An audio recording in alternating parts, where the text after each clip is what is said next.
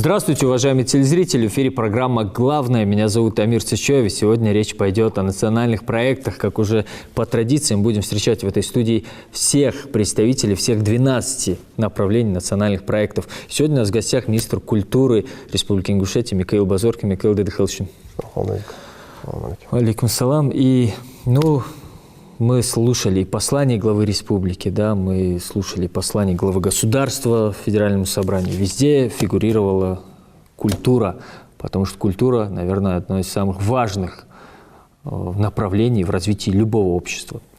Давайте, прежде чем начать, посмотрим фрагмент послания Юнусбека Бамангеровича Евкурова Народному собранию Республики Ингушетия, и от этого уже будем говорить. В соответствии с указом президента Российской Федерации, 2019 год в Российской Федерации объявлен годом театра. Минкультуры Ингушетии необходимо организовать план мероприятий в рамках данного указа и проводить соответствующую работу.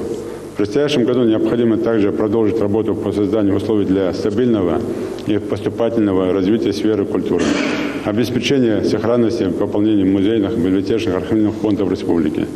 И, конечно, максимально упор сделать правительству. Ряд проектов уже у нас госэкспертизу прошли, строительство и Дворца культуры, и национальных музеев республики, и других, и национальной библиотеки. Вот те фундаментальные стратегические объекты культуры республики, они должны быть, конечно, начаты строительство как минимум уже в 2020 году. Необходимо активизировать работу с одаренными детьми. Юное дарование республики в качестве поощрения ежегодно отправляется для участия в российских международных фестивалях. Так принято участие и принимает каждый год участие. Должно это быть в международном фестивале «Мариинский Владикавказ», ежегодном межрегиональном творческом конкурсе «Дорога талантам», город Грозный, Северокавказский конкурс молодых дарований, творческие вершины и так далее. И надо Министерству культуры свой проект для одаренных детей тоже создать. При поддержке Министерства культуры Российской Федерации в республике с 2015 года построено 16, отремонтировано 5 домов культуры, что позволило повысить показатель обеспечения республики учреждениями культуры досугового типа на 25% от нормативной потребности. На сегодняшний день, конечно, потребность составляет порядка 51%. Необходимо продолжить эту работу и в 2019 году. В этом году мы должны завершить строительство 8 домов культуры в сельских поселениях Плиева, Чемульга, Бердюрт, Вежири, Южная, Средняя Пшелки и так далее. Продолжаем, друзья. Вот такое вот послание главы Ингушетии по поводу культуры. Естественно, обращено было к вам, Микаил, да, поэтому, как вообще, насколько исполнимо все то, что было сказано сейчас? Вопрос я бы иначе немножко конкретизировал бы. А что значит исполнимо? Не то, что исполнимо. Во-первых, когда есть возможность, есть ЦУ, то есть ценные указания руководства, мы не только обязаны, мы с удовольствием должны выполнять эти указания. И на сегодняшний день ведется активная работа. То есть целый ряд необходимых процедур, которые нужно соблюсти. Этим занимается и активно и наше ведомство, и очень так хорошо, комфортно нам работать в условиях отношения к нам Министерства культуры России. Мы чувствуем постоянную поддержку. Поэтому все те нацпроекты, которые озвучил лидер нашей республики, Юнусбек Бамангерович Евкуров, и какие-то меньшие проекты у нас там тоже в рамках нацпроекта, то есть, да, все это сейчас в стадии, где-то уже процесс идет, сейчас, землеотводы сделаны, где-то ПСД уже готово, что-то такое. То есть все это, сейчас я не буду утомлять наших зрителей, да, специальной терминологией, которую я сам недавно освоил. Все в стадии. Если есть какие-то конкретные вопросы по конкретной ситуации, то я готов на них ответить. Сейчас недавно так хорошая, приятная для нас новость, да, мы сейчас получили, прошла комиссия, и нам выделяют, даст Бог, 5 миллионов на виртуальные концертные залы, то есть это направление, которое было первоначально у нас там, не совсем было ясно, да, по цифровой культуре. Сейчас и этот пункт мы заполняем. То есть у нас сейчас практически по всем направлениям нацпроектов у нас сейчас ведется работа, и уже эта работа дает результат. Ну, это очень важно, на самом деле, что даете результат, потому что многие люди работают, а результата все нет. Мы желаем вам удачи, потому что культура, как я уже говорил, это важнейший аспект в развитии любого общества, поэтому культуру надо развивать. Но прозвучала фраза, что в 2019 году в республике появится 8 новых домов культуры. Да.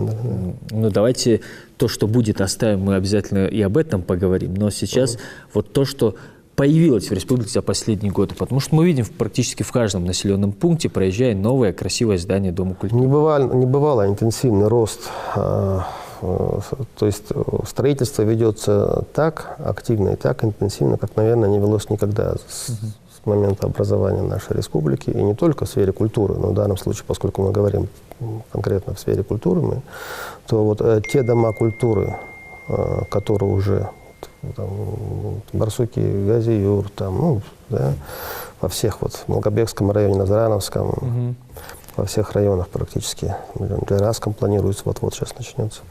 И даже те, допустим, там где-то вот в Плиево, например, там есть, он старый дом культуры, то есть там вот мы настолько сейчас уже чувствуем себя вот довольными, да, в смысле, довольно не та фраза, да, как бы так, комфортно и насыщают вот это пространство, да, что даже не просто там, где их нет, или какие-то отдаленные дома культуры, где это просто жизненно необходимо, да, чтобы было, а даже там, где есть, но они устаревшие, они там, даже там уже запланировано строительство и так далее, где-то вот, то есть все очень, очень круто происходит. Республика привыкла к тому, все жители привыкли к тому, что концерты в республике, если и проходят, то проходят чаще всего в Назране, в летнее время в амфитеатре, в Магасе на площади Алании и иногда в Нестеровской, да? Но теперь, вот как вы думаете, с появлением домов культуры сможет филармония Ингушетии как-то разбросить? Нет, не только сможет. У нас разработан проект. В рамках этого проекта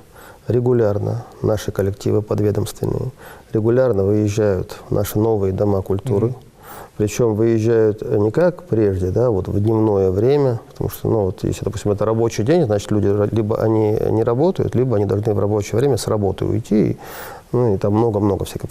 На протяжении лет сложилась определенная специфика отношения, да, такая вот практика, когда люди ходили в театр или куда-то еще в дневное время, и не выходные дни.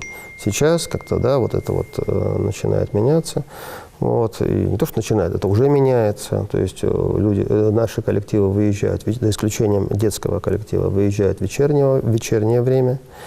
Вот. И регулярно, несколько раз в неделю, в каждом доме культуры сельском сегодня проходят какие-то мероприятия, либо это спектакль, либо это концерт, либо что-то еще, либо, когда это было в контексте 75-летия со дня депортации, это была общая сборная программа, то есть в ней участвовали. Это намного сложнее, нужно понимать, да, то есть когда выезжает один коллектив и участвует в мероприятии один коллектив, то и нагрузка ложится на один коллектив, это во всем, начиная от мелочей, там, от ГСМ там, и развоза людей по домам, да, кончая там многими там составляющими, как это все организовать, как собрать в одно целое столько разных людей с разных.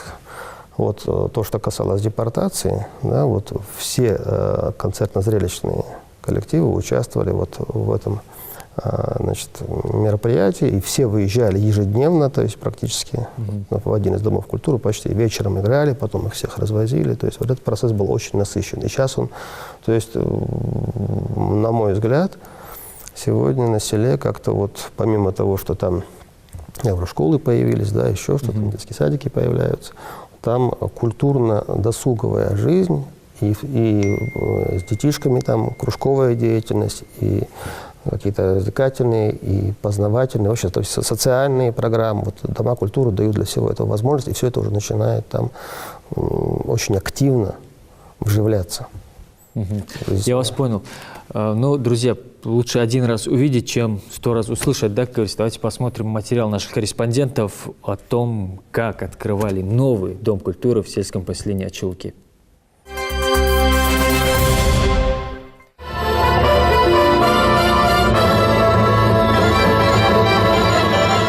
занавес открыт, а вместе с ними культурный объект, где отныне будут проходить все самые массовые мероприятия села. На торжественной церемонии открытия много гостей. Огромный актовый зал заполнен. Первое слово взял глава Ингушетии Юнусбек Евкуров. Обращаясь к жителям, он отметил, что культурное и духовное воспитание подрастающего поколения – это очень важный процесс, и ему нужно уделять особое внимание. Открытие Дома культуры, наличие ФОКа – это говорит о том, что 80% социальной инфраструктуры в селе уже есть. Остается только на вот этих площадках, в этих стенах учить, воспитывать подрастающее поколение, делать все, чтобы молодежь наша была образованной. Причем, потому что без образования практически ничего нет. И все, что мы творим, конечно, делаем для наших детей. Актовый зал Дома культуры рассчитан на 200 человек, оснащен современным световым и звуковым оборудованием, артистическое помещение для сотрудников, модельное, вокальный кружок, актерский класс. Это далеко не полный список того, что есть в новом Доме культуры. Здесь созданы все условия для досуга сельчан и развития талантливой молодежи. Пение, танцы, рукоделие. Теперь у ребят появилась возможность развивать свои умения. Кружковые цеха в дальнейшем обновятся. В общем, будут созданы все условия для проведения досуга и получения знаний. Если дети еще не особо осознают всю значимость этого объекта, то старшее поколение знает, насколько сильно они в нем нуждались. Дети до сих пор не имели возможности для своей творческой реализации. Ведь в каждом ребенке есть определенные свои способности творческие. А когда таких условий нет, чтобы они реализовались и выявились, конечно, ребенок однобокое развитие происходит. Но теперь у нас имеются возможности по их наклонностям, способностям выявлять и дальше их развивать, эти способности здесь. В скором времени Дома культуры распахнут свои двери в сельских поселениях Алкун и Ашты. Объекты строят по унифицированному проекту. Такое развитие инфраструктуры, считают власти, позволит удержать молодежь в селе. Ну а следующий двойной праздник у жителей Верхней Ачи-Луки ровно через год, в первый юбилей нового ДК. Это на открытии. У меня вот вопрос. Вы начали говорить, что филармония чаще выезжает во все эти новые дома культуры. А насколько вообще велика обратная связь со стороны жителей этих сельских поселений? Насколько отклик хороший? Вы задали очень актуальный вопрос. На самом деле это зависит от небезразличия тех, кто этим вопросом занимается. Разные отношения.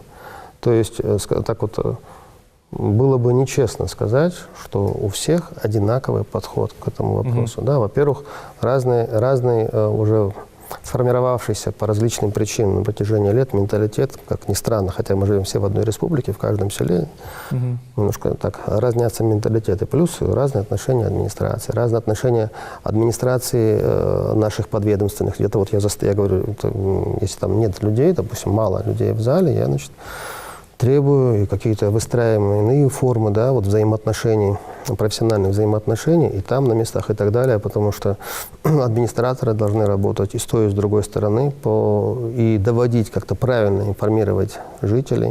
То есть это постоянная работа. Вот, например, опять-таки в контексте вашего вопроса. Вот сегодня у нас мы запустили национальный фестиваль. Да, фестиваль, вернее, я говорю, да, национальный фестиваль, можно правильно так и сказать, хотя официально он называется фестиваль национального этикета. Это абсолютно народное явление, которое в нем участвуют только жители, в нем не участвуют профессиональные коллективы. Члены жюри, в основной состав членов жюри, это тоже жители. И вот в первой номинации профессиональный ингушский национальный танец уже приняли участие все села Сунжурского района, именно благодаря этим имеющимся домам культуры. И уже один из домов культуры Малгобекского района, там уже прошло это. То есть мы сегодня выходим уже по Сунжурскому району на второй этап. Следующий этап фестиваля, там нейцери этикет, там семейный такой, и так далее. Много нюансов, составляющих. И было сложно. Сначала приходилось встречаться с людьми. Сейчас я не буду передавать, как все это, но это было непросто. То есть мы вступили в прямой диалог, прямое общение, чисто человеческий формат, то есть без официоза. И как в результате пришли к пониманию в большинстве случаев, что это нужно, полезно и люди активизировались на селе и в этом приняли участие. Это хорошо, достойно прошло. Конечно, без помощи таких людей, например, в Сундурском районе, как Айшет, да, вот, которая возглавляет Центральный дом культуры, как еще там в Назарановском районе, значит, Дзейтов Тимур, который возглавляет тоже, ну, сложно было бы, наверное, даже мы не смогли бы так вот. Другие, сейчас не буду перечислять всех, кто в этом участвовал, и просто люди, которые там, Нестеровки, там, руководитель ДК. Вот все эти люди, когда они поняли, что это, насколько это нужно, полезно, важно, и уже с точки зрения там, как национального патриотизма и так далее, они активно включились неформально, исходя из своих должностных обязанностей, а реально фактически включились в процесс. И хорошо все происходит. То есть сегодня вот эти дома культуры, они не стоят пустыми, мертвыми. Но надо понимать, ведь не только домами культуры все. У нас проект это очень широкий, он очень много направлений, спектров, да, там много спектров, которые в него включены. Они более или менее значимы, но все это важно. Не только строительство, там, вот эти мультимедийные там, библиотеки, там, фестивали, там, там очень много всего. Ну, а вот поподробнее, пожалуйста, Михаил, фестиваль национального этикета. Мы уже один раз слышали этот термин в этой студии, на большой программе «Обсудим». Хотелось бы услышать, вот, что это даст молодежи, да, вот там же и обслуживание стола, да, как обслужить стол перед стажем. Это следующий этап, да. Да, вот все вот эти, расскажите, вот на ваш взгляд, как это поможет молодежи? Вы знаете, вот если бы мне было бы все равно, я бы, конечно, не вспомнил бы, не подумал бы, что это нужно делать. Понимаете, очень хорошо, вот глава увидел это в Верхних Очелуках, когда мы открывали Дом культуры, он увидел там, и он, обычно он же так, ну, нужно очень постараться, чтобы добиться его похвалы. Но тем ценнее эта похвала, тем меня, например, она мотивирует еще лучшему, большим затратам. В смысле, я имею в виду ресурса вот, своего. Вот. И вот он хорошо отреагировал, он поддержал на самом высоком уровне, то есть перед Мединским озвучил. Вот. И, конечно, это очень стимулирует. Вот. Но еще до того, как все это произошло, еще не занимая эту должность, то есть я не могу быть формален в каких-то своих. Формальным, то есть не формальным, а, скажем так, вот есть какие-то твои обязанности. И ты должен их выполнять. А есть что-то за пределами обязанностей. Твоя социальная позиция, твой человеческий какой-то подход и так далее. Вот меня эта тема давно волновала. Я, например, не могу себе представить, чтобы мои дети, да, мои сыновья, извините за такую, ну, как бы, да, сейчас, может быть, не телевизионный формат, не официальный, да, тем более не из уст министра, но, тем не менее, я сейчас говорю не как министр, допустим, как житель этой республики, как ингуш. Как отец, да. Как ингуш, как отец, да, и так далее, который... Я не могу себе представить, чтобы мой сын вышел за пределы нашего двора публично в тапочках, например, на босу ногу. К примеру, я говорю. Это правильно. Вот. Или чтобы он там, ну, какие-то еще вещи, сейчас не будем перечислять, да, это все. Мы поняли. И мне, когда я это видел вот, среди нашей молодежи, не только это, многие какие-то проявления среди нашей молодежи в своем окружении, мне это было реально больно. То есть я не мог быть к этому безразличным. Меня это очень сильно напрягало.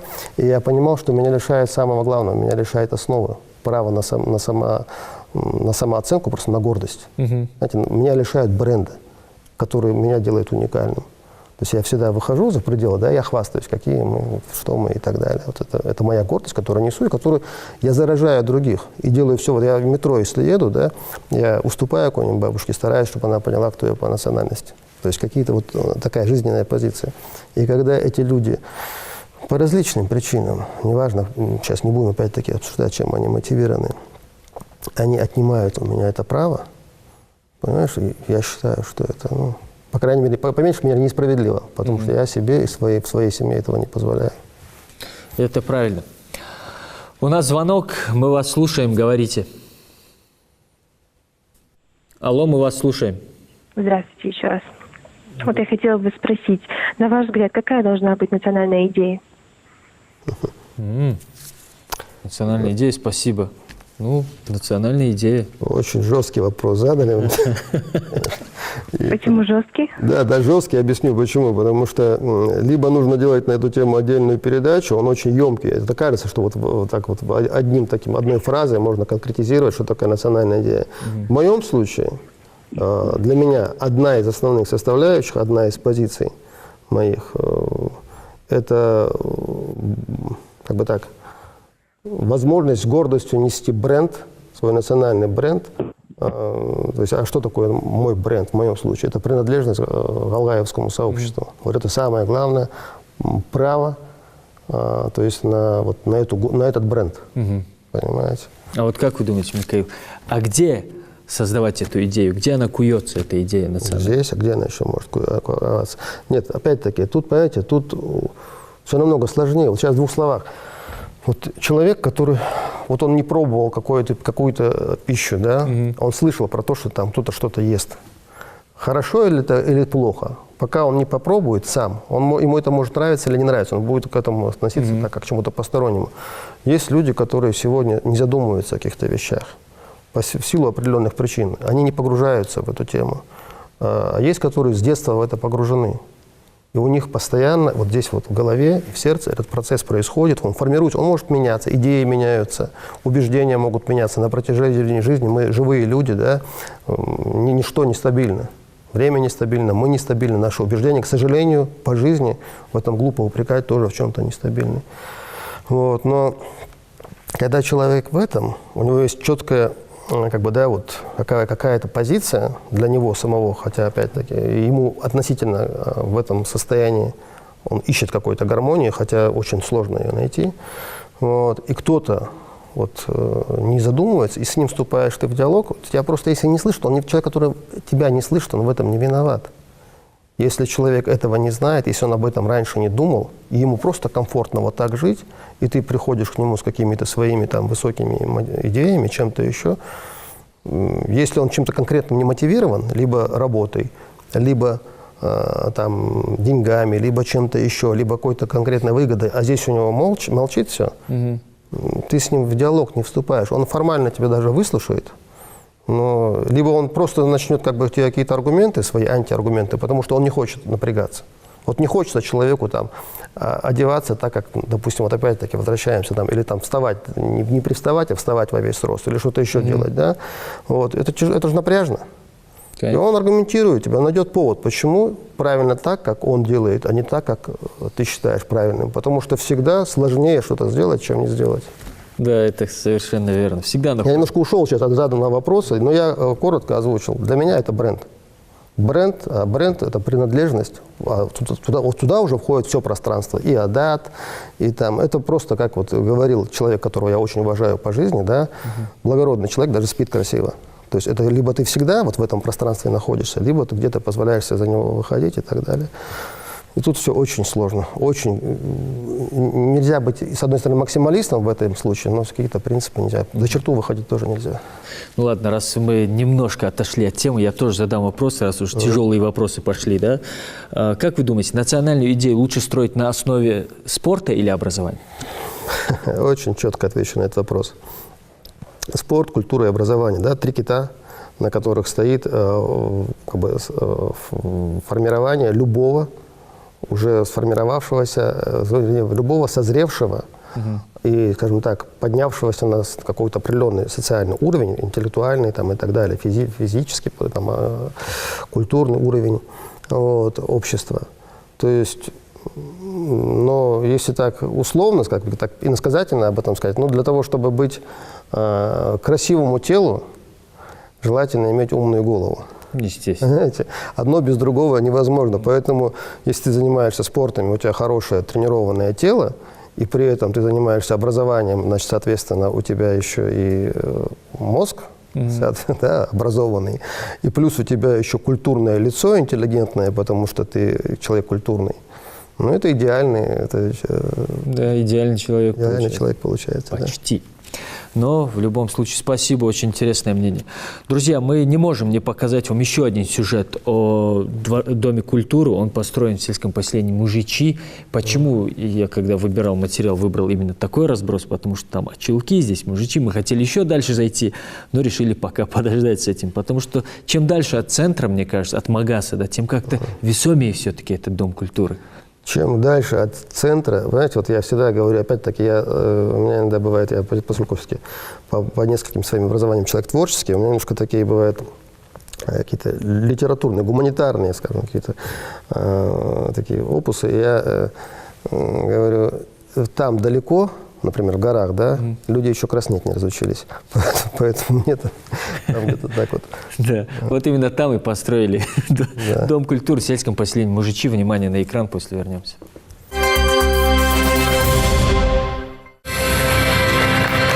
Официальная передача символичного ключа от нового Дворца культуры его директору завершена. А это значит, что у жителей селения Мужичи наконец-то появился первый объект культуры за всю историю села. Долгожданный ДК стал настоящим подарком для всех жителей. Ведь раньше, чтобы заниматься танцами или вокалом, детям приходилось ездить в соседние города и села. Теперь эти трудности позади. С 1957 года, когда мы из Казахстана переехали сюда, я живу в этой деревне по 1985 год. За этот период времени у нас не было культурно-досугового центра. Сегодня радостное событие для моих односельчан, для моих родственников, потому что такого уровня, такого масштаба зданий у нас не было. В новом Доме культуры будут функционировать 4 кружка, в том числе декоративно-прикладного искусства. Здесь детей будут обучать бисероплетению и изготовлению различных поделок из бумаги, пластилина и не только. Хоровое пение – еще одно направление, которым в новом ДК сможет заниматься молодежь.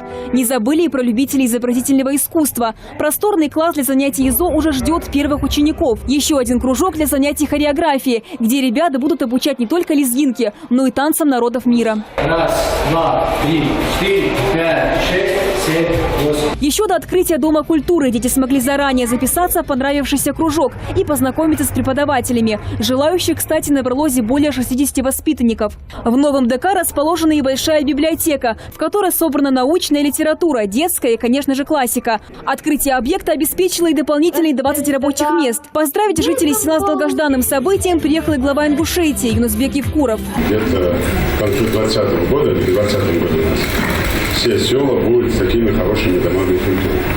Надо здесь довести до совершенства обязательно, чтобы был кинематограф, чтобы здесь показывали фильмы, как он. Ну и, конечно, руководство Дома культуры должно работать для того, чтобы этот Дом культуры был всегда заполнен.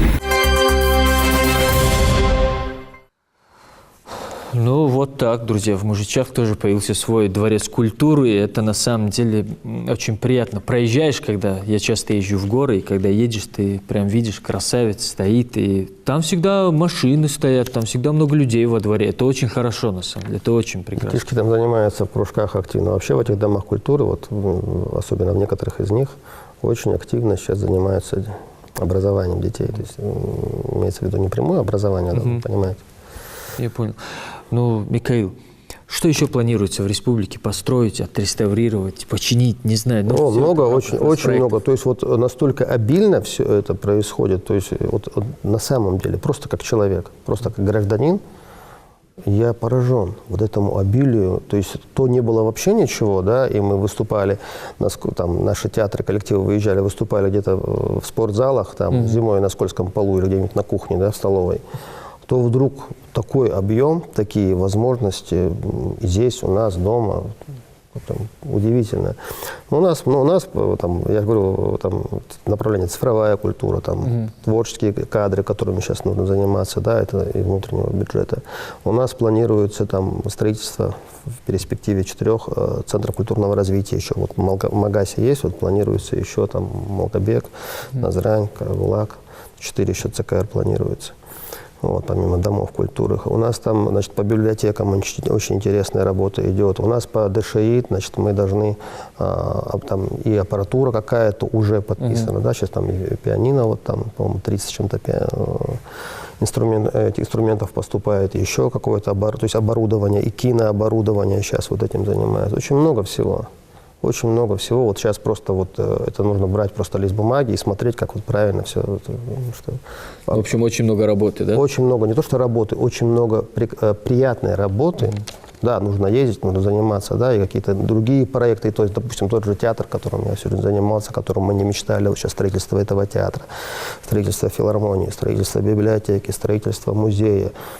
Просто вот там еще там культурного центра, там Духамар, очень много всего, что вот сейчас вот, там в Джарахе интересно, в смысле в Джарахском районе интересные проекты у нас. Потом появляется возможность сейчас помимо, я говорю, вот, творческих проектов, того же фестиваля, какие-то ноу-хау, какие-то интересные, креативные, новые проекты, которые никогда не было, если у тебя мозг как бы, да, включен, и ты можешь что-то инициировать, какие-то вот, то есть, если раньше ты, ну, сложно, но были идеи, да, как их реализовать, то сегодня, если есть интересная идея, правильно оформленная, и ты сумел ее донести, промотивировать и как бы довести, то есть возможность под эту идею получить поддержку и субсидии, и финансирование.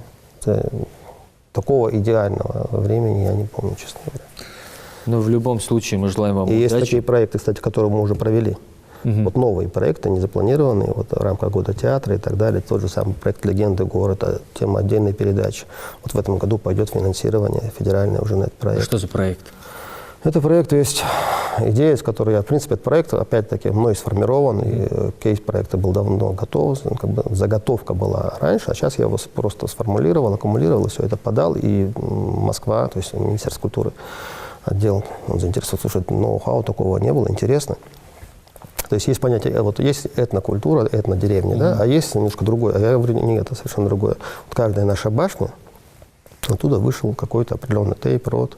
И у каждого в истории, у каждого тейпа в своей истории, на этой территории, где находится башня, была какая-то... Сегодня это стало легендой, да, но было какое-то событие, значимое именно для этого рода. То есть мы делаем вот здесь, вот из Маяков, да, это копия наших башен. Но ведь башни еще стоят, настоящие, живые башни в наших горах стоят еще. И каждая башня – это сценарий. То есть вот вокруг каждой такой легенды это готовый живой сценарий. И мы сегодня вот запускаем, даст Бог, проект в этом году, вот, и все получится, мы и спонсоров там нашли под этот проект, когда вокруг каждой башни будет разворачиваться живое действие, рассказывающее историю того рода, который вышел оттуда. Ну, не всю историю, разумеется, а конкретный какой-то эпизод из жизни этого рода. Вот, и это и для туристов, то есть это и популяризация туркластера. Это совершенно другой посыл, другая основа, другая подача. Вообще, то есть это философское обоснование, то есть фундамент, на котором зиждется все остальное, почему мы сегодня такие, откуда это пришло, вот какими мы были, как трансформировалось наше общество и почему именно сегодня такие, да, вот все это можно на это, вот, все это можно вложить вот в этот проект. И, да, кстати, просто даже если наблюдать архитектуру наших башен, знать ее структуру, да, вот как под какие-то там нюансы, тонкости, даже вот на этом основании можно делать определенные выводы. Вот, то есть не просто красивая, гордая, прочная, хорошие строители, там, функционал, там, оборонительная там, или жилая и так далее, а все гораздо глубже. Это, то есть, если мы говорим о гармонии, да, там гармония налицо, потому что только такие башни могли вписываться именно в этот ландшафт. Только такие архитектурные строения, там, в средневековье, кстати, замки, средневековые, европейские, прекрасные, там, они туда не вписались. А это гармония.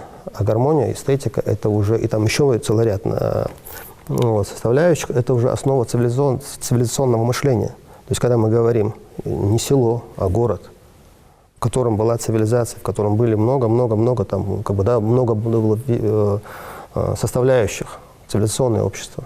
Вот, немножко другой, немножко формат поменять, и вот для этого нужно основание. А вот основание, да, это вот этот проект, это привлечение, уже я об этом говорил, значит, представителей ЮНЕСКО, поскольку я член правления АТИА ЮНЕСКО, это отделение, то есть отделение ЮНЕСКО, российское отделение, вот, которое занимается театром, да, АТИА ЮНЕСКО. Вот я член правления российского АТИА нашего отделения. Вот, то есть у меня есть возможность взаимодействия. Я уже говорил с представителями. То есть под это дело в перспективе, когда мы накатаем здесь, можно, как бы, да, уже ЮНЕСКО привлечь и так далее. Это достаточно широко идущий, широкий такой масштабный, интересный проект на перспективу. Да, очень интересно, и мы желаем вам удачи. Особенно мысль про то, что башня – это не просто башня, это очень гораздо красиво. Все, да. Гораздо больше, чем башня. Да. Давайте перейдем уже к более официально деловым отношениям. Да. С 27 марта в главы республики состоялась встреча с делегацией Свердловской области. Была заключена договоренность о том, что будем сотрудничать со Свердловской областью в развитии культуры и архивного дела. Вот об этом, пожалуйста. Что за договоренность, в чем она будет заключаться? Ну, во-первых, нужно как бы сказать главное, да, вот из всего, что вот выхватить, вернее, такой центр выхватить, вот, центральную составляющую. ведь не просто с каким-то там малозначимым субъектом, хотя с любым субъектом Российской Федерации выстраивать определенные взаимоотношения в сфере или культуры, в сфере или бизнеса, там, политики, это полезно. Но в данном случае Свердловск – это один из столпов государства, да, это четвертый, вот, например, Свердловская область, вернее, Свердловск город такого нет, Екатеринбург. После Новосибирска это четвертый по численности город России. Это индустриальный, промышленный, культурный, там, исторический центр нашего государства. Да? И вот с таким субъектом выстраивать отношения, тем более, как мы-то их выстраиваем на паритетных началах, то есть не как-то с позиции, да, там, кто там лучше, круче, наоборот. А на взаимовыгодных условиях это, я скажу, это очень деловой подход. Помимо всего прочего, помимо там престижа и так далее, я сейчас об этом, это просто деловой подход, то есть это нам выгодно. Вот. И, конечно, если вот уже конкретизировать то, что касается архивов, да, учитывая, как там ресурс, и вот уже мы сейчас общались с руководителем делегации Капустиным, вот, который возглавляет архивы Свердловской области. Но уже очень много интересных у нас совместных идей, то есть нужно будет поехать туда, посмотреть в их архивах, там он назвал ингушские фамилии, сейчас не буду, пока это все сыро, не буду озвучить, там есть какая-то информация, касающаяся нашей истории, наших людей, конкретные фамилии, которые, то есть очень много полезного, взаимообогащающего в историческом плане можно получить, да, вот в этом направлении. Ну, это очень здорово. И мы им какие-то материалы полезные и для них, и для нас отправили, чтобы люди, которые там живут, узнали как-то, чтобы... Вот это, знаете, это крепы государственного масштаба, то есть вот такие вот контакты, официальные контакты, они крепят государство. Ну да, в принципе, верно все. Ну и давайте перейдем к теме, наверное, которая вам ближе всех остальных. Ну, как мне кажется, что именно так и есть. 2019 год глава государства в России объявил годом театра. Мы знаем, давайте будем откровенны, мы знаем, что вы очень трепетно относитесь к театру, очень многое сделали для ингушского театра. У меня 3 театральных, помимо филологического, у меня 3 специальных театральных образования в Москве. Ну вот о чем я и говорю. Я сейчас скажу, чтобы не соврать, 18 лет учился этой профессии в общей сложности. Ну, честно, давайте немного отойду от вопроса. Я не видел, как вы играете. Я знаю, что вы руководите всем. Да, вы знаете, по этому поводу мой мастер актерского курса, на котором я учился в ингушской студии, в Щекинском училище, он как-то передо мной извинился, потому что сразу поступив туда, я стал нужным студентом. То есть я был менеджером, продюсером, я решал какие-то вопросы, как внутри курса, так и за его пределами. Время было непростое, это были 90-е годы. Люди были зачастую без жилья, без какой-либо помощи из дома. Нужно было просто есть. И много-много других вопросов было, нужно было защищать ребят и так далее. И всем этим я занимался. У меня мало было времени, честно говоря, на творческий процесс, как актеру. Вот. У меня были возможности больше, чем у некоторых профессоров Щекинского училища. Я мог зайти к ректору, и преподаватели ждали, пока мы решали какие-то вопросы, или к проректору. Ну вот, да, и он говорит, я тебя пропустил, я перед тобой виноват. Когда он увидел меня впервые в образе в актерском, это был по пьесе «Тамара. Закон отцов» по Базоркину, значит, был спектакль, Петр Глебович Попов поставил его, потом у нас там был пожар, он сгорел. Вот. Один из первых наших спектаклей, он там меня увидел в роли Гади, мерзкая личность. Вот. И он говорит, слушай, я проглядел в тебе хорошего актера. И когда я еще начинал только к этой профессии подходить, я был еще мальчонкой, да, я занимался, тогда были дворцы пионеров, это еще древний, как мастодонт. Вот, я стоял тот период, и я еще ходил в дворец пионеров в СТШ, это был драм-кружок. Вот. Дед мне тогда запретил этим заниматься, этой профессией, причем дважды запрещал. И как-то я не думал, что все-таки в результате я закончил филфак, писал что-то еще. Вдруг я пришел опять-таки к театральной профессии. Ну, так получилось. Но изначально были другие планы. Вот. И потом, почему? Потом я играл в «Паспорте», я играл практически, за исключением одного своего спектакля, одной своей постановки, я практически во всех своих спектаклях играл сам. Вот, и в «Паспорте», и в «Мочхо» я играл в этих спектаклях. Просто у меня мало времени было, потом все-таки я ведь в тех случаях, вот эти спектакли, да, вот, может, слышали вы «Паспорт», да, вот, да. Спектакль, это как бы мой сценарий, моя идея, идея не моя, не буду лгать, это Мария Багаудиновна Газиева, на тот момент она была. Вот, сейчас я ее преемник. Вот, она говорит, слушай, 70-летие у нас со дня депортации, и ничего нет, никакой пьесы, нет ни материала, нет ничего, ни спектакля. И я в течение 2 месяцев серьезное заболевание на этой почве получив, потому что не было времени расслабиться и поболеть. Вот, хронику получил. Я в течение 2 месяцев написал пьесу и поставил эту пьесу, этот паспорт 1,5 написан и поставлен. И в нем я играл. Но у меня просто физически не было времени заниматься еще актерской профессией, хотя мне это интересно, наверное, было бы, если было бы на это время. Ну, я не думаю, что вы получали 3 театральных образования, чисто чтобы просто так дипломчики получить, правильно? Конечно, нет.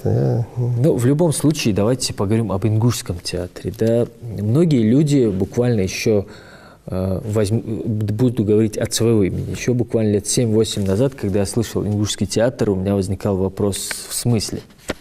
Где?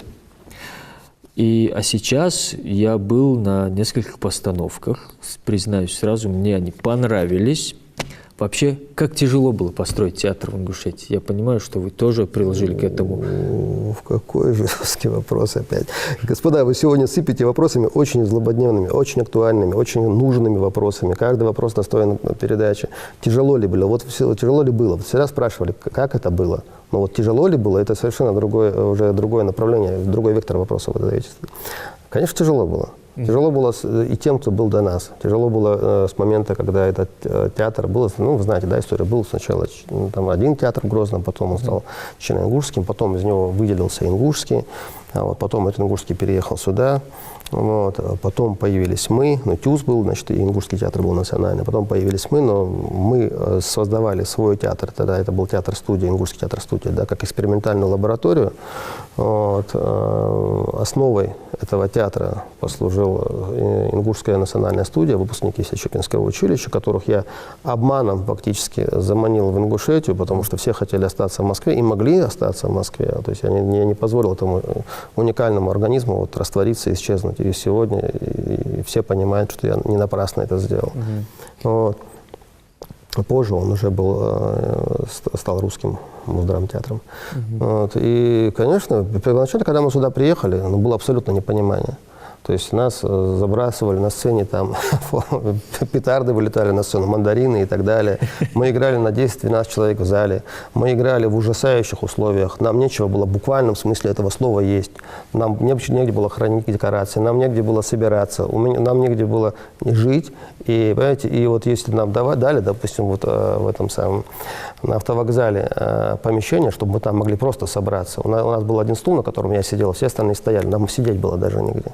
Понимаете? Или мы ездили куда-то, выезжали на гастроли, скажем, в Калугу, да, представляли там ингушскую культуру, и неплохо ее представляли.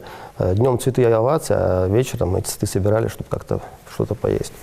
Вот такие были условия. Тяжело ли? Конечно, было тяжело. Сегодня и тогда. Ну, это так, несопоставимые вещи, да. То есть, но в чем мы не прогадали? Вот мне многие тогда говорили: слушай, ну зачем вот такие серьезные, да, вот такие вещи ты, да, ставишь? Ну, общество не готово, интеллигенция уехала, здесь раньше было село. Ну, что ты хочешь доказать? Зачем ты это делаешь? У тебя не будет зрителя, ты не заработаешь денег. Понимаешь, я принципиально не шел на дешевые подделки. Я не разрешал. То есть вот изначально, если это русская классика, то это была классика, а не просто какие-то дешевые комедийные истории. Если это касалось какой-то, ну, нашей внутренней составляющей, да, вот какая-то тема волновала, там, либо эта тема, там, как мы говорили, «Отмирание», дата, вот первый мой спектакль на эту тему, да, то есть моя пьеса тоже была, либо это тема высылки, либо это тема там, наркомании. Вот волновала какая-то тема, вот она напрягала, назревала все, и потом это давало результат. Но вот установка была, и вот Ахмед, главный режиссер театра, и ныне он главный режиссер, мой бывший однокурсник, да, по Щукинскому училищу. Он не сразу, но в конечном итоге все мои соратники, я иначе это не могу назвать их, потому что на тот момент это было именно соратники, да, они все приняли вот эту мою позицию, ничего просто так не дадут. То есть вот тот термин, который одно время был моден в России, да, вот во времена перестройки, искусство ради искусства. У нас он не имел права на существование, потому что в наших условиях, в нашей ситуации, живя на деньги наших налогоплательщиков творить искусство ради конъюнктуры просто так, ради того, чтобы либо заработать, либо как-то вот, ну, там, рассмешить, чтобы люди приходили, выпили по банке пепси, ничего не взяли и ушли, я считал, что тогда лучше этим не стоит заниматься. Мы не имели на это права.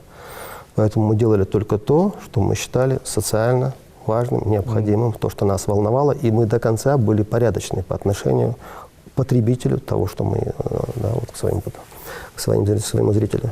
У меня есть еще один вопрос, который, вероятно, вы назовете жестким, Михаил.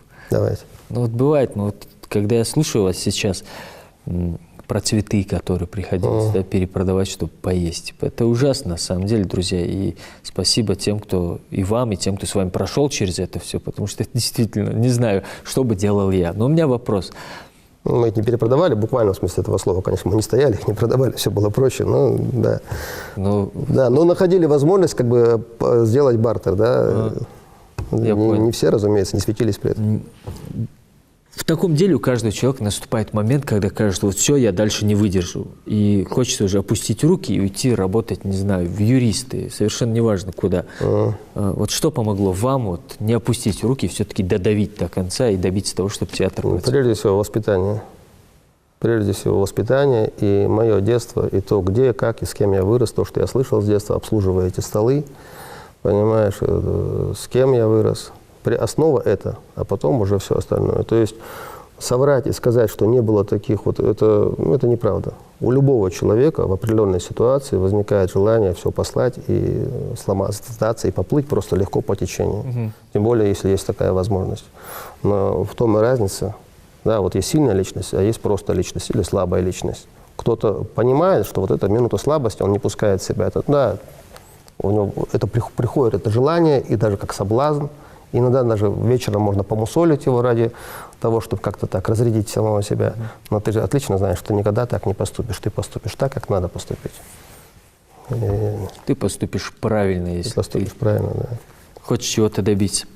Ну, это на самом деле очень здорово. Это очень сильно, что через все это пройдя, мы построили театр, который сейчас, на секундочку, друзья, пользуется популярностью, как минимум у нас в республике. Я не следил за деятельностью за пределами, но у нас в республике люди ходят на постановки. Особенно недавно был «Сыновья Беки», да, был «Сыновья Беки» — это ингушский театр, очень хороший. Да. «Восьмовиков» ставили. Была итальянская комедия про то, как один мужчина риск. Да, пытался застрелить свою жену холостыми пулями. Это было очень смешно, друзья. Я и знания получил, и веселье.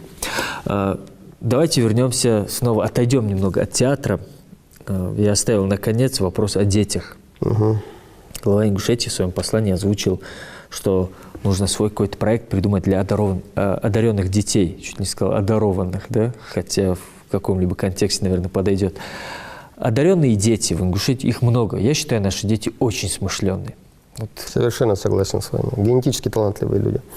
Вы знаете, вот все в точку, потому что я этим вопросами, проект давно уже был, тоже опять-таки в рамках театра, но он был не только как артисты, там очень много было на профессии. Очень многие люди благодаря этому проекту получили там образование и в сфере журналистики и так далее. То есть это для меня родная тема, которой я занимался уже, ну, занимаюсь порядка 18 лет. Вот, и много лет прежде, да, вот эта тема, которую я стучался во все двери, мне говорили: о, молодец. О, хорошо, да, но когда вопрос касался финансов, когда-то давно, да, то как-то сложно было дальше найти понимание, и мне приходилось и машины продавать, которые мне дарили, там что-то еще, чтобы как-то этот проект не заглох. И 65 человек, в принципе, вот наших ребят с нашей республики, я не говорю про всех остальных, кто с других субъектов Юга России, вот, 65 человек, за каждую фамилию я готов ответить, да, так или иначе поступили в московские вузы. Вот, благодаря этому проекту. Не все закончили, не все там, но тем не менее. Вот. Но потом, позже, произошла ситуация, когда вот я, как бы глава республики, вдруг раз, то есть я провел какой-то проект, и неожиданно мне деньги, которые я потратил на этот проект, на приезд профессоров с ГИТИСа и так далее, вот мои затраты, смету я так подал, я не надеялся, что меня услышат. И вдруг приходит распоряжение, вот это, и мне деньги восстанавливают, мы отдают уже постфактум. Потом, пока вот я не ушел в Москву, этот проект регулярно финансировался. То есть и благодаря этому, конечно, было намного легче. То есть вот именно это направление глава республики услышал, поддержал, и он всегда это направление поддерживал. Он всегда считал, что очень важно, чтобы наша молодежь, наши дети получали образование. Даже зачастую, вот я сначала меня это очень напрягало, да, потому что как это, мне казалось, непорядочно, нечестно, да, вот мы в него вложились, он отучился, остался где-то. Потом ну ведь он в конце концов, он же ингуш, он же пополняет диаспору не криминальную за пределами республики, интеллектуальную, он же где-то востребован. Там, где он востребован, знает, кто он. Может быть, когда в таких случаях некоторые ребята, которых я уже отпускал, говорил, оставайся, если есть возможность закрепиться, оставайся там. Они говорят, как я тебе благодарен, я всю жизнь буду это. Я говорю, знаешь, в чем заключается твоя благодарность? В том, что когда-нибудь по жизни, если встретишь талантливого пацана, ингуша, и ты сможешь ему помочь, вот не пройди мимо, это будет лучшая твоя благодарность. То есть как-то вот в этом отношении и сейчас выделены средства вот на это, да, они зафиксированы уже в бюджете, все. И сейчас и при моих связях, при моем опыте, я работал первым проректором в Москве, по-прежнему советник ректора ГИТИСа, да, конечно, мне очень комфортно, и я этим очень активно занимаюсь и заставляю заниматься других. Это хорошо и удачи. У меня возник вопрос после вашей фразы. Вы сказали, что мы генетически талантливые люди. Да, это факт. У меня вопрос, опять же, сейчас меня интересует ваше мнение просто. Генетически талантливые люди, но почему-то, вырастая, большинство из нас зарывают, закапывают свой талант куда-то в землю. Как это вы думаете, предательство, почему? я считаю. Вот это предательство самого себя. То есть Всевышний тебе дал талант, а ты по какой-то причине выбираешь. И причем зачастую это ведь невыгодно. Некоторые думают, что выгодно. Вот я отучился, там, я всегда об этом говорю, сколько у нас юристов, да, сколько у нас там экономистов, сколько это. Что сегодня вот все идут туда, они как будто, знаешь, по проторенной. Это невыгодно уже, потому что они не могут потом трудоустроиться. 1 из 100 выбивается, а остальные, и смысл в этом. А ведь есть сколько невостребованных, нужных профессий, дефицитных, которые ты можешь приобрести, и сколько талантливых людей, которые либо сами, либо в силу менталитета, либо дома им говорят, из ислам, да, или там еще что-то, или там арам, да, или много-много вариантов, или просто это там невыгодно, там и что-то еще, не надо. И вот в моей практике я занимаешься там полгода, год, готовишь талантливого ребенка к поступлению на какой-то из факультетов в сфере культуры, в области культуры. Зачастую там кто-то говорит, актер, да, актерство, там как кто-то, допустим, такие совсем уж такие жесткие, да, люди, там, наши, да, вот к этому сложно относятся. Но это зачастую, там, это может быть там продюсер, это может совершенно другая, это продюсер, менеджер, да, вот перепрофилировался, ты может быть в другой сфере, но ты получил шикарное образование, и возможности, и связи. Там, ты журналист, театральный журналист, 2 недели ты прошел специальную переподготовку, все, ты просто журналист, где угодно, хоть в Останкино переподготовку пройди, хоть в другой сфере, какие проблемы? Нет, туда не надо. И вот ты готовишь человека, ведешь, вкладываешься не за деньги, искренне переживая, тратишь на него время, потом тратишь на него связи, что-то еще. А потом, и в последний момент дома человека не пускают, и все. И вот это, знаешь, как во сне, так бежишь, потом понимаешь, что никуда не прибежал. Да. Это ужасно. И чем вообще аргументируют родители? Что они говорят? Ой, да, бывают такие абсурдные вещи. Знаете, вот я помню в одном случае, это уже наш менталитет, конечно, есть прекрасный, да, вот, спектр нашего менталитета, а есть комический. Да, ко мне приходит, вот так вот я девочку, мы так долго-долго готовили к поступлению, но ей сказали с самого начала, нет, не надо. Вот. Готовили, когда уже и время пришло ехать в Москву, поступать, вот, приходит ее брат, говорит, он Лука, говорит, но ты за нее отвечаешь. Да, вот ласу, оставь меня в покое. Я говорю, я не могу отвечать за твою сестру. Он говорил, сагияться, сомали. Я сказал, как я могу отвечать? Я могу помочь ей в жизни устроиться, приобрести профессию. По определенным причинам, да, понятно, по каким причинам. И поеду, и все для этого сделаю. Но отвечать за человека, которого вы воспитали, за вашего человека перед вами, отвечать, делая вам же дело, что можно придумать абсурднее, да? Да уж. Это такая попытка такая это такой, как это из момента анекдотов. Таких случаев очень много. У нас звонок, давайте примем. 8 800 301 41 42, номер телефона. Мы вас слушаем, говорите. Ассаламу алейкум. Александр Михайлович. Микаэл Духваху. И я составил архитектурно-художественную композицию размером 2 ладони. Если ее увеличить, это такая композиция с птичьего полета видна вся Ингушетия, горная часть, башни, низменно, все 5 городов там нанесены, комплексы воинской славы и памяти. Там вот это все, вся эта система нанесена. Хорошо было бы, по-моему, если вот сцену делать, да, на фоне этой сцены концерты. Я помню, когда в прошлом году концерты давались, там много было ковровых таких, ковровых экранов, ковровых символов. Хорошо было бы, мне кажется, я хотел бы с ним встретиться, показать ему эту композицию. Она для сцены очень годится. Низменная часть, 5 городов, все это видно как на ладони. Мы вас поняли. Спасибо большое, Даурес Холн. У меня это есть, эта композиция. Да, я отвечу. Хорошо. Если удастся, вот, я хотел бы с ним переговорить. Сейчас Микаэл ответит на вам. У меня есть предложение, Бахла, я не знаю, как зовут вас. Вот. Если, во-первых, наверняка, если есть такая композиция, наверняка есть чертежи, она как-то, ну, то есть на каких-то носителях она у вас уже определена. Вот. Вы просто занесите в приемную, пожалуйста, я привлеку специалистов. Во-первых, надо понимать, где вы планируете, да, эту композицию, на Столовой горе, где, как, чтобы это все было видно. Или, ну, у нас тут надо понимать и материальную там часть, затратную часть там, и так далее. Вот если у вас есть выкладки, то есть давайте сделайте профессионально, правильно, да, составьте все, начиная от сметы, заявки, план, чертежи, все, что должно. То есть наполните кейс проекта, обоснование и так далее, для чего это все, цели, задачи. Вот все это сделайте, пожалуйста, чтобы мы за вас это не делали. Принесите в приемную, я привлеку, я вам слово даю, что я привлеку к этому специалистов, и если это нас зацепит, в хорошем смысле этого слова, мы поймем, что для республики это нужно и полезно, я не обещаю, что получится и что будет какой-то результат, но я обещаю, что я постараюсь, чтобы этот результат был. Ну, я думаю, этого достаточно. Действительно, подготовьте свой проект так, как вы хотите, чтобы он выглядел, и в приемное Министерство культуры. Друзья, время поджимает, уже все, на этом пришло время прощаться. Очень много, о многом хочется с вами поговорить, но я думаю, как вы уже сказали, на каждую тему можно снять целую программу. Конечно. Обязательно снимем. Друзья, это была программа «Главное». Меня зовут Амир Сычоев. Желаю вам всего доброго, обогащайтесь культурно. До свидания.